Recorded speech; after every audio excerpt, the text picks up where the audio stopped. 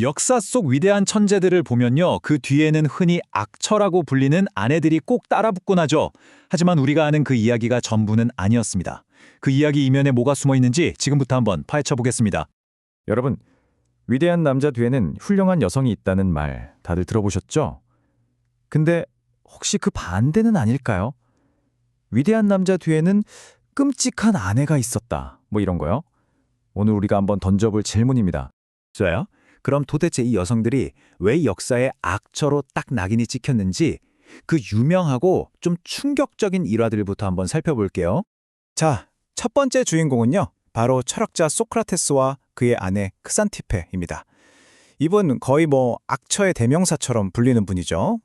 아니, 남편이 돈은 안 벌어오고 맨날 밖에서 철학 토론만 하고 다니니까 화가 머리끝까지 난 크산티페가 남편 머리에 구정물을 확 부어버렸다는 거 아니에요. 진짜 유명한 이야기죠. 근데 이때 소크라테스가 너무나 태연하게 한마디를 남겼다는 거예요. 천둥이 친 뒤에는 비가 오는 법이지. 정말 딱 이 일화 하나 때문에 크산티페는 수백 년 동안 역사상 최악의 아내 이런 오명을 뒤집어 쓰게 된 겁니다. 억울할 만도 하죠. 자, 다음 이야기로 넘어가 볼까요? 이번에는 클래식 음악계로 한번 가보겠습니다. 바로 교향곡의 아버지라고 불리는 요제프 하이든, 그리고 그의 아내 마리아 안나의 이야기예요. 하이든의 아내가 그의 천재성에 얼마나 관심이 없었냐면요.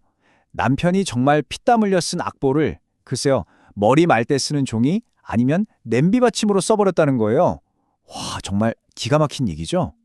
근데 진짜 아이러니한 건요. 하이든 본인은 이걸 농담처럼 이야기했다는 거예요. 불행한 결혼 생활 덕분에 오히려 작업에만 몰두할 수 있었다고 말이죠. 아내의 바가지가 나를 작업실로 내몰았다, 이런 식이었던 거죠. 그 결과가 뭔지 아세요? 무려 100곡이 넘는 교향곡입니다. 대단하죠? 자, 여기까지가 우리가 흔히 알고 있는 그리고 들어왔던 이야기입니다. 그런데요, 과연 이게 전부일까요? 뭔가 좀 이상하지 않으세요? 지금부터는 관점을 완전히 뒤집어서 한번 보겠습니다. 이번에는 말이죠, 입장을 좀 바꿔서 소위 위대한 남편들과 함께 산다는 게 과연 어떤 거였을지 그 사람들 입장에서 한번 들여다보겠습니다. 예를 들어 작곡가 차이콥스키의 결혼을 한번 볼까요? 이 결혼이 깨진 건요, 사실 아내 때문이 아니었어요. 애초에 차이콥스키 본인이 그 내성적인 성격이랑 또 동성애적인 성향 때문에 결혼 생활 자체를 견딜 수가 없었던 겁니다. 그러니까 근본적인 원인은 자기 자신한테 있었던 거죠. 이 타임라인을 한번 보세요. 정말 기가 막힙니다. 제자의 열렬한 구애로 결혼을 시작했는데 딱 2주 만에 차이콥스키 본인이 자살을 시도해요. 그리고 결국 평생 별거하게 되죠. 결혼 생활을 파탄으로 몰고 간 그 극심한 정신적 고통, 그걸 겪었던 건 바로 차이콥스키 자신이었던 겁니다. 화가 폴 세잔의 아내도 비슷한 비난을 받았어요. 남편 예술에는 관심 없고 사치랑 레모네이드나 밝히는 속물이다, 이런 식으로요. 근데 되게 흥미로운 점이 있어요. 세잔이 아내를 그린 그림들을 보면 유독 표정이 없고 되게 차갑거든요. 이게 과연 아내의 성격이었을까요? 아니면 타인과 관계 맺는 걸 극도로 힘들어했던 세잔, 바로 그 자신의 차가운 시선이 투영된 건 아니었을까요? 자, 그럼 이제 본격적으로 한번 들어가 보겠습니다. 똑같은 이야기를 이번엔 아내들의 입장에서 다시 한번 재구성해 볼게요. 피카소의 첫 번째 부인이었던 올가 코클로바, 이 사례를 보면 정말 많은 게 보입니다. 한번 보세요. 피카소가 한 행동들, 끊임없이 바람 피우고 정서적으로 학대하고 심지어 그림으로 아내를 괴물처럼 묘사했죠. 자, 그럼 올가의 반응은 어땠을까요? 사람들 앞에서 분노를 터뜨리고 병적으로 질투하고 남편을 계속 따라다녔어요. 어때요? 올가의 이런 광기가 과연 그냥 나온 걸까요? 이건 남편의 잔인함에 대한 너무나 당연한 반응이었던 겁니다. 결코 그녀 혼자만의 문제가 아니었던 거죠. 자, 이번엔 톨스토이 부부입니다. 이 그래프를 보면 상황이 한눈에 들어오죠. 남편 레프 톨스토이의 목표는 뭐였죠? 모든 책의 저작권을 그냥 다 포기해버리자는 거였어요.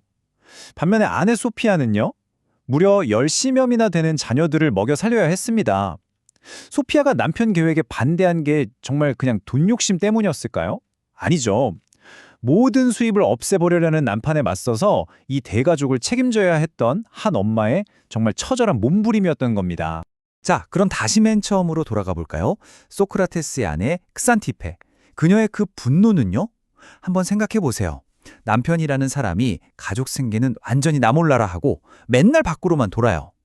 그 상황에서 집안 살림을 전부 책임져야 했던 그녀가 느꼈을 그 경제적인 압박감, 그 스트레스, 구정물이라도 붓고 싶었던 그 마음, 어쩌면 너무나 당연한 반응 아니었을까요?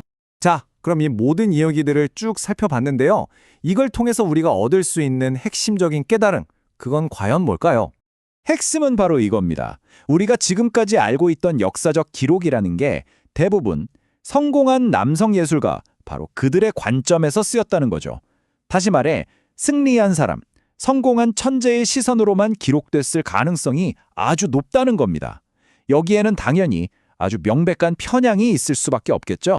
이 악처 이야기의 그늘에 가려져서 우리가 잘 보지 못했던 남편들의 공통점이 있어요. 바로 극도로 예민하거나 경제적으로 완전 무책임하거나 사생활이 아주 복잡했다는 점입니다. 이렇게 보면 어쩌면 아내들을 악처로 만든 건 다른 누구도 아닌 바로 이 천재 남편들의 감당하기 힘든 그 성격, 바로 그거였을지도 모릅니다. 그리고 이 이야기들은 우리에게 아주 중요한 질문 하나를 던집니다. 우리가 어떤 역사를 마주할 때, 어떤 이야기를 들을 때, 과연 우리는 누구의 목소리를 듣지 못하고 있는 걸까요? 누구의 이야기는 철저히 지워지고 또 누구의 이야기만 남아 전해지고 있는 걸까요? 우리가 앞으로 어떤 이야기를 접하든 한 번쯤은 꼭 생각해 볼 문제가 아닐까 싶습니다.